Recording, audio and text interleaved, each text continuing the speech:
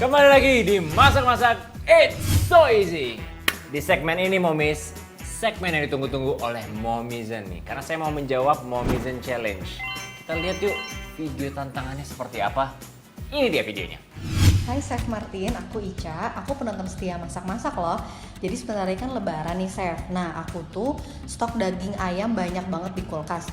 Tapi suamiku bosan kalau misalkan lebaran tahun ini masak opor lagi.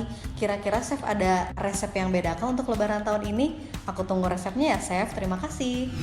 Saya tahu banget. Karena kita udah pada bosen nih, makannya opor ayam lagi, opor ayam lagi, opor ayam lagi. Langsung aja kita buat. Nama masakannya adalah kari raya. Sekarang kita akan mengungkep dulu. Sini ada ayam. Kita masukkan ayamnya. Karena kita akan ungkep, kita masukkan dulu saja ayamnya. Oke, ini kita tutup dulu. Sekarang saya mau buat bumbunya nih. Saya akan masukkan bawang putih. Saya masukkan juga jahe, kunyit, kari, ya.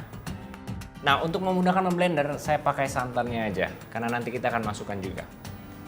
Kita blender bumbunya sampai halus.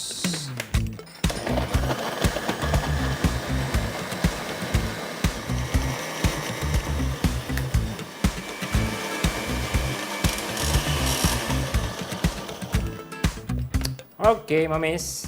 Oke, sampai bumbunya benar-benar halus, kita masukkan ke dalam ayamnya.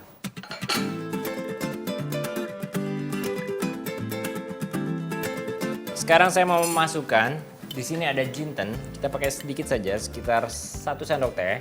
Kita tambahkan juga daun jeruk. Di sini ada bunga lawang. Momis, ini ayamnya kita masak sampai 30-45 menit atau airnya nanti surut dan ayamnya benar-benar empuk dan matang. Oke. Nah, Momis, setelah kita memasukkan semua bahan yang tadi, kita akan menambahkan bumbunya nih. Kita tambahkan gula, lalu kita tambahkan juga kaldu jamur, garam, dan juga sedikit merica. Dan kita akan memasaknya sampai dagingnya benar-benar empuk. Kita masak dulu.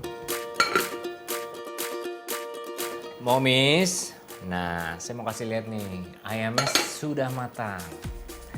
Dan tuh, kita siap untuk membakarnya. Kita angkat dulu ya.